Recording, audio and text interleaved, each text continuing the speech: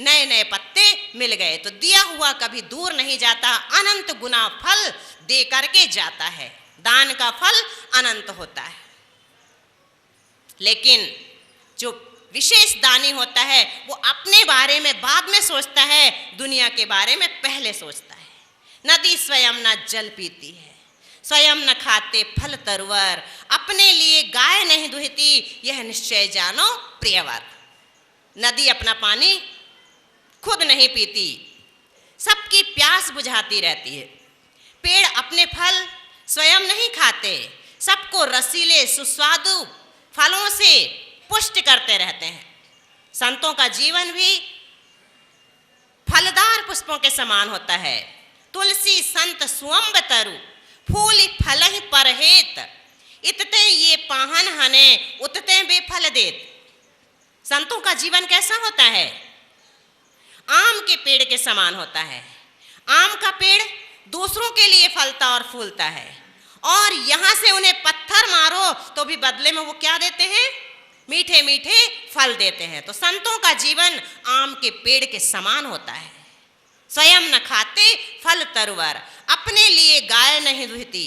गाय अपना मीठा मीठा संपूर्ण आहार कहा जाने वाला दूध सारी दुनिया को देती है, अपने लिए गाय नहीं दुहती। और वृक्ष से यदि पूछा जाए कि तुमने इस मनुष्य को कितने फल दान में दे दिए, एक वृक्ष से पूछा तो वो कहता है कौन हिसाब रखता है, जितने थे दे दिए, देता चला जा रहा हूं। लेकिन हमारे पास एक एक रसीद अटैच्ड रहती है, एक फाइल अलग से बनती है, कितना दान कर चुके हैं, कितना और करना है।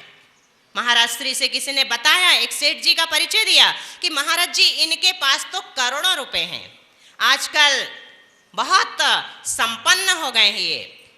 महाराज श्री ने पूछा कि भैया कितना है, कितना संचय करके रखा है? उन्होंने कहा कि ज़्यादा नहीं है महाराज जी, बस 10-12 लाख रुपए। लोगों ने जिन्होंने परिचय दिया था कहा महाराज जी ये झूठ बोल रहे हैं। महाराज ने कहा कि नहीं, हमारे सामने झूठ कैसे बोल सकते हैं, क्या है सच बताओ। तो उन्होंने कहा कि बस महाराज 10-12 लाख ही अभी तक मैंने दान पुण्य में लगाया है, वही तो मेरे साथ जाएगा ना, बाकी जो सब है वो तो मेरा नहीं है, जो मैंने दिया है वो मेरा है। इसलिए मैं कह रहा हूं कि मेरे पास सिर्फ 10-12 लाख रुपए हैं।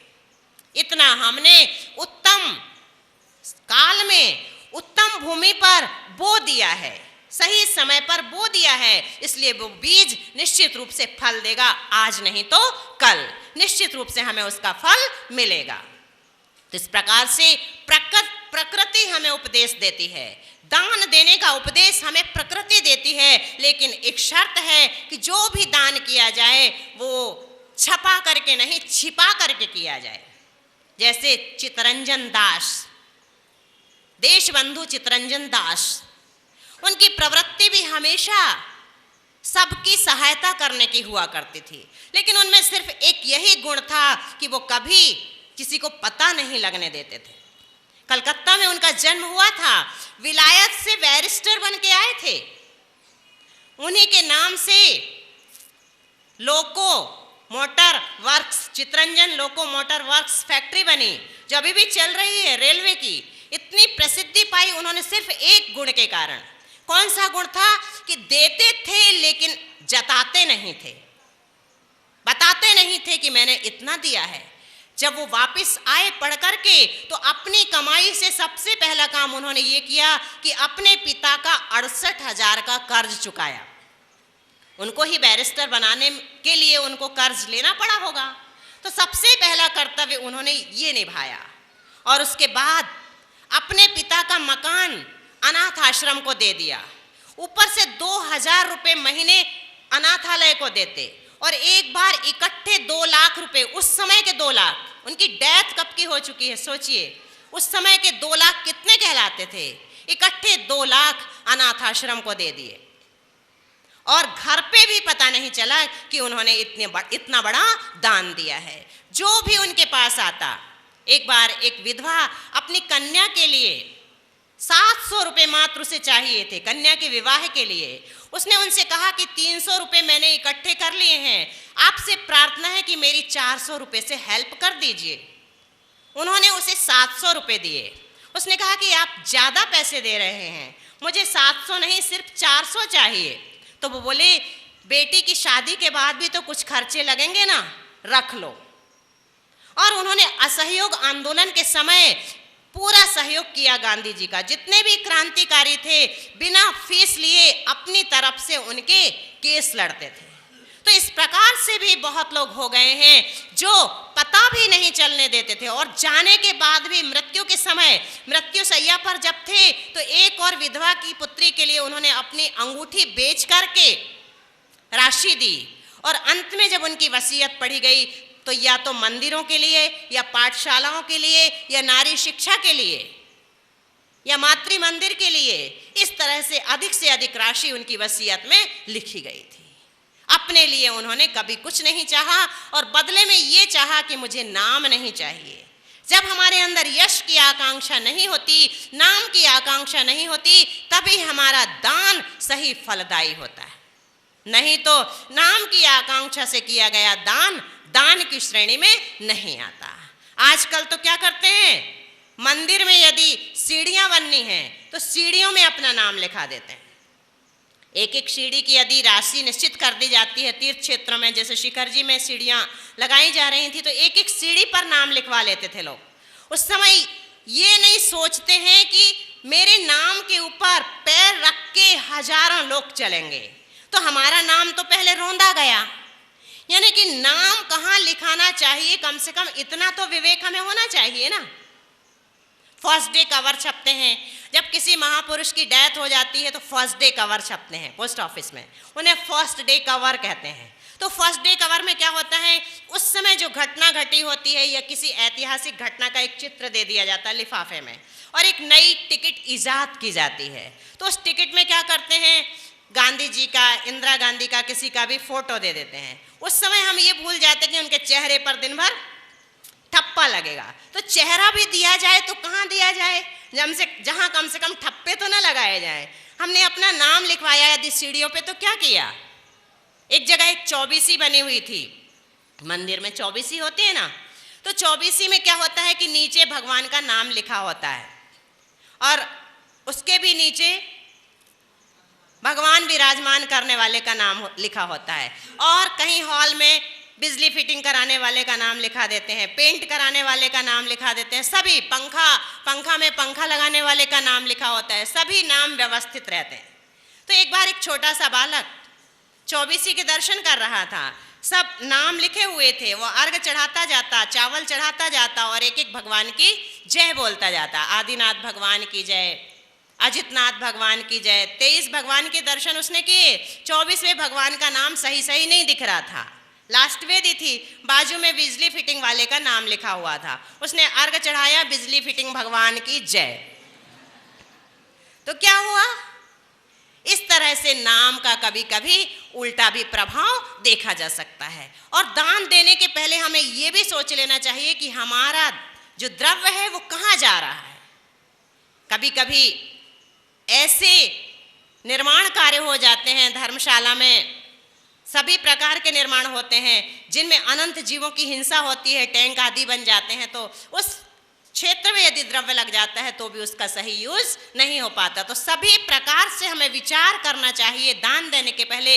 नाम की इच्छा तो ना ही हो, लेकिन उसके साथ साथ जो हम दे रहे हैं वो सही जगह जा रहा है अथवा नहीं, इस पर भी हमें सोच लेना चाहिए। तो जैसे ये जो हमारा द्रव्य है निश्चित रूप से अगले भाव में बटवृक्ष की तरह फलदायी होता है। एक राज्य का नियम था कि वहां पर जो भी राजा बनेगा 5 साल से ज्यादा उसे राजा के पद पर नहीं रखा जाएगा। लेकिन एक और बड़ी कठोर शर्त थी कि 5 साल के बाद पर्वत से धक्का दे करके उसे मृत्यु दंड दे दिया जाएगा। और ऐसी जगह उसे धक्का दिया जाता था जहां जंगल था, हिंसक प्राणी थे, और फिर भी पद के लालच में आकर के लोग राजा बनते और 5 साल बाद क्या करते, अपनी जान देने के लिए तैयार हो जाते। एक राजा जो कि बुद्धिमान था, जब उसने सिंहासन प्राप्त किया तो उसने अपने आगे की व्यवस्था कर ली। उसने क्या किया कि जहां पर धक्का देकर के गिराया जाता था वहां पर एक अच्छा फूलों का ढेर लगा दिया, मुलायम बिस्तर बनवा लिया, फूलों की शैया, और पहले से ही वहां एक नगर बसा दिया। जब इसको यहां से मुक्त किया गया तो ये फूलों की शैया पर गिरा और जाकर के उस नगर का राज्यभार संभाल लिया, उस नगर का प्रधान बन गया। तो उस राजा की तरह हम भी चाहें तो अपने अगले जन्म को इसी दान के माध्यम से सार्थक कर सकते हैं। दान तो कैसे भी हो सकता है, किसी की भी हेल्प के रूप में किया जा सकता है, लेकिन हम लोग जो दान करते हैं उत्तम मध्यम जघन्य पात्रों को, उसमें विधि द्रव्य दात्री पात्र आदि की विशेषता जुड़ जाती है। नहीं तो माघ कवि राजा भोज बहुत दानी थे, कवियों को कविता के बदले में दान दिया करते थे। माघ कवि जो हुए हैं वो इतनी दयालु प्रवृत्ति के थे, उनका हृदय इतना कोमल था कि गरीबों का दुख उनसे नहीं देखा जाता था। वो कविता सुनाते, राजा भोज उन्हें हजारों रुपए देते और घर जाने के पहले ही वो सब गरीबों को बांट देते। कई बार तो ऐसी स्थिति आती कि घर में पत्नी को, बच्चों को और उन्हें भी भूखे रहना पड़ता। एक दिन पत्नी ने उनसे कहा कि आज भी बच्चे भूखे पड़े हैं, कल ऐसा करना कि थोड़ा बचा के ले आना। उन्हें ध्यान रहा, कविता के बदले में उन्हें अच्छा पुरस्कार मिला।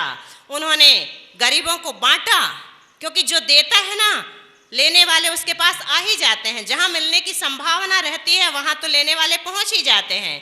तो उनके पास जैसे ही दीन दरिद्री लोग आए उन्होंने सब बांट दिया, लेकिन पत्नी की बात याद थी, थोड़ा सा बचा लिया। घर पहुंचते पहुंचते देखते हैं कि घर के बाहर कुछ दीनहीन, दरिद्र, निर्धन बैठे हुए हैं। उनसे उनका दुख नहीं देखा गया। जो बचा खुचा करके लाए थे वो उन्हें दे दिया। पत्नी ने पूछा कि कुछ बचा करके लाए हो? मैंने कल कहा था। वो चुपचाप रह गए, उन्होंने अपनी गर्दन झुका ली। पत्नी ने कहा, लाखों इनाम पाते दुखियों को जा खिलाते, लाखों इनाम पाते दुखियों को जा खिलाते, हम और आप भूखे क्यों व्यर्थ दुख उठाते। आप लाखों का इनाम पाते हो लेकिन सारा दुखियों को जा कर के बांट देते हो। हम और आप भूखे रह कर के क्यों व्यर्थ ही दुख सहन करते हैं। तो उन्होंने कहा कि जो हमारी और तुम्हारी भूख की तपन है, हमारी और तुम्हारी जो भूख की तपन है, उसे संतोष जल बुझाए। उसे क्या करता है? संतोष जल बुझाए। दीनों की करुण क्रंदन हमसे सही न जाए। मुझसे उन दिनों की करुण क्रंदन सही नहीं जाती, इसलिए जो मेरे पास रहता है मैं सोचता हूं कि मुझसे ज्यादा इनको आवश्यकता है, वो उन्हें दे दिया जाना चाहिए। इस तरह से देने वाले इस जगत में हुए हैं, लुटाते रहे हैं। जिनका नाम हुआ है डॉक्टर हरि सिंह गौर ने कैसे सागर यूनिवर्सिटी बनाई, इतना बड़ा विश्वविद्यालय कैसे बनाया। उनके पास स्टोव था जिसमें उनका एक पियन, चपरासी जैसा व्यक्ति खाना बना करके उन्हें दिया करता था। इतना एक एक पैसा बचा करके वो यूनिवर्सिटी के लिए जोड़ते थे, शिक्षा दान के लिए, ज्ञान दान के लिए, कि यहाँ पर आकर के बच्चे शिक्षा प्राप्त करेंगे। उनके लिए कहा जाता था कि वो स्टोव जलाने के लिए तीली के 2 टुकड़े करके देते थे। अपने खाना बनाने वाले को माचिस की जो काड़ी होती है उसके 2 टुकड़े करके देते थे कि एक दिन आधी से काम चलाओ, दूसरे दिन तुम्हें दूसरी मिलेगी। और जिस दिन वो सही यूज नहीं हो पाता तो उसे अपनी जेब से काड़ी निकालनी पड़ती थी और वो उसकी परीक्षा करते थे, देखते थे कि कहीं इसने ज्यादा खर्च तो नहीं किया। जा करके देखते थे कि आधी से ही जलाया है, पूरी से तो नहीं जलाया। ऐसे कण कण जोड़ करके उन्होंने इतना बड़ा विश्वविद्यालय बनाया जो आज तक ज्ञान दान के रूप में, बच्चों को ज्ञान देने के रूप में चल रहा है। गणेश प्रसाद जी वर्णी ने क्या किया था? उनके मन में भावना आई कि मैं न्याय और धर्म की शिक्षा दूं, जन सामान्य को दूं। और इस भावना को उन्होंने झम्मन लाल जी कासा वालों को बताया। उस समय 64 पैसे का 1 रुपया होता था। उनकी भावना से प्रेरित होकर के झम्मन लाल जी ने उन्हें 1 रुपया सहयोग राशि के रूप में दिया। वो पहली सहयोग राशि उन्हें मिली थी। उस समय 1 पैसे का एक पोस्ट कार्ड आता था उन्होंने उस 1 रुपये से 64 पोस्ट कार्ड खरीदे और 64 सेठों को पत्र लिखा। सभी ने सहयोग जताया, सहयोग के रूप में उन्हें जवाब दिया और एक दिन विद्यालय का उद्घाटन हो गया। जिस दिन उद्घाटन हुआ उसी दिन पूरे साल भर के खर्चे की व्यवस्था हो गई और भी कई मासिक और आजीवन सदस्य बने और उनके पुरुषार्थ का फल है कि न जाने उस विद्यालय से कितने विद्वान बन करके निकले। आज भी स्यादवाद विद्यालय बनारस के नाम से वह विद्यालय चल रहा है, जिसमें से कितने विद्वान ज्ञान अर्जन करके चले गए। तो एक एक पैसे का इतना महत्व होता है। 1 रुपये ने पूरे विश्व को हिला दिया, इतने विद्वान तैयार कर दिए सिर्फ 1 रुपये। तो ये मत समझो कि कम देने से हमारी बेइज्जती होगी या हमें यश नहीं मिलेगा। हमारा कम दिया हुआ कभी कभी बहुत लाभ का कारण बन जाता है। तो जितना हमारे पास है यथाशक्ति, तप और त्याग दोनों यथाशक्ति किए जाते हैं। यदि हम ये सोचें कि वहां तो लाखों देने वाले बैठे हैं, हमारे पैसे की क्या कीमत, ऐसा नहीं है। हो सकता है हमारा दिया हुआ ज्यादा उपयोगी हो जाए और वो लाखों कम पड़ जाएं। तो जितना हमारे पास है उसी को जहां दिया जाना चाहिए, विधि द्रव्य दात्री पात्र का ध्यान रखते हुए, उत्तम पात्र को यदि हम दान देते हैं, सही विधि से दिया जाता है तो वह दान विशेष हो जाता है। कौन है उत्तम पात्र? मुनि महाराज। मुनि महाराज उत्तम पात्र हैं। अब हमें उन्हें दान देना है तो हम कैसे देंगे? उनकी विधि अलग है। नवधा भक्ति उनकी विधि है। नवधा भक्ति क्या है? पड़गाहन करना, भोजनशाला में ले जाकर उच्चासन देना, 2 पाद प्रक्षालन करना, 3 पूजन करना, 4 मन शुद्धि, वचन शुद्धि, काय शुद्धि, आहार जल शुद्ध है, 4 8 4 और 4 8। फिर नमोस्तु, ये नवधा भक्ति कहलाती है। इस नवधा भक्ति पूर्वक हम सिर्फ मुनि महाराज को आहार देते हैं। आरिकाओं के लिए भी नवधा भक्ति जरूरी नहीं होती और हमारे यहाँ उनके लिए कम भक्ति होती है। परिक्रमा नहीं लगाते, पाद प्रक्षालन नहीं करते, पूजन नहीं करते, तो कुछ भक्तियां कम हो जाती हैं। तो इस प्रकार से जिसको नवधा भक्ति जरूरी है उसे ही नवधा भक्ति पूर्वक आहार दें। हमारे घर के सामने यदि कोई भिखारी आ जाता है तो हम थोड़ी कहेंगे कि हे स्वामी नमोस्तु नमोस्तु नमोस्तु आइए। तो उसको करुणा दान दूसरी विधि से दिया जाता है। करुणा दान की विधि अलग है। जैसे विधि नवधा भक्ति के द्वारा पूरी होती है, वैसे ही द्रव्य का न्याय नीति से कमाया गया होना जरूरी है। यदि हम न्याय नीति से कमाया हुआ धन दान आदि में लगाते हैं तो उस दान का फल विशेष हो जाता है। जैसे प्रतिमा का निर्माण होता है, मंदिर में हमें प्रतिमा विराजमान करनी है और यदि हम नंबर 2 की कमाई से प्रतिमा के लिए दक्षिणा देते हैं तो उस प्रतिमा में अतिशय कम हो जाएगा। हम यदि 1 नंबर की कमाई अपने दान में लगाते हैं तो प्रतिमा का भी अतिशय बढ़ेगा। साधारण बात नहीं होती है। यदि हम प्रतिष्ठा ग्रंथ पढ़ते हैं तो देखते हैं प्रतिमा का निर्माण कितना कठिन होता है। उसमें लिखा है कि सबसे पहले अर्घ लेकर के जंगल में जाते हैं। जंगल में जाकर के प्रतिष्ठाचार्य जो जानता है वो पत्थर की पहचान करता है। पत्थर 3 प्रकार के होते हैं, स्त्रीलिंग, पुल्लिंग और नपुंसकलिंग। ऐसे बजा करके देखते हैं। जिस पत्थर से भारी आवाज आती है वो पुल्लिंग पत्थर है, जिस पत्थर से हल्की आवाज आती है वो स्त्रीलिंग पत्थर है और जिस पत्थर से कोई आवाज नहीं आती वो नपुंसकलिंग पत्थर होता है। तो जिस पत्थर से भारी आवाज आती है पुल्लिंग पत्थर से भगवान की प्रतिमा बनती है। जिस पत्थर से हल्की आवाज आती है ऐसे स्त्रीलिंग पत्थर से देवियों की, यक्षिणियों की प्रतिमा बनती है और जिन पत्थर से कोई आवाज नहीं आती नपुंसकलिंग पत्थर से यक्षों की प्रतिमाएं बनती हैं।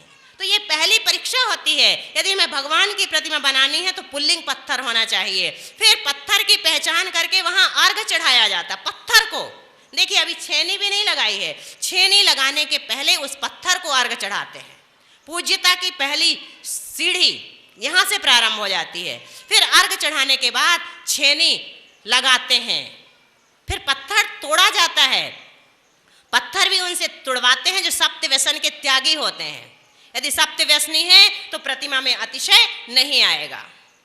फिर वो पत्थर यहाँ पर आ जाता है। प्रतिमा का निर्माण उनसे करवाया जाता है शास्त्रों के अनुसार जो रात्रि भोजन का त्यागी हो, नित्य देव दर्शन करता हो, यानी कि जैनों के गुण उसमें हो, ऐसे सप्त व्यसन का त्यागी यदि प्रतिमा का निर्माण करता है तो वहीं से प्रतिमा में अतिशय आना प्रारंभ हो जाता है। हमारी न्याय नीति का द्रव्य उसमें लगता है। फिर जिन पंडित जी से प्रतिष्ठा करवाते हैं वो ब्रह्मचारी होना चाहिए, ऐसे ऐसे उनके व्रत होना चाहिए, तो उस प्रतिमा में अतिशय और भी आ जाता है। इस प्रकार से हमारे द्रव्य का फल हम हर जगह देख सकते हैं।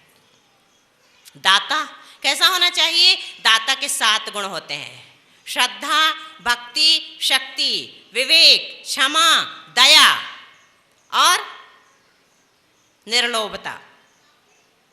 इस प्रकार से ये 7 गुण दाता के होते हैं। सबसे पहले हमारे अंदर श्रद्धा होनी चाहिए।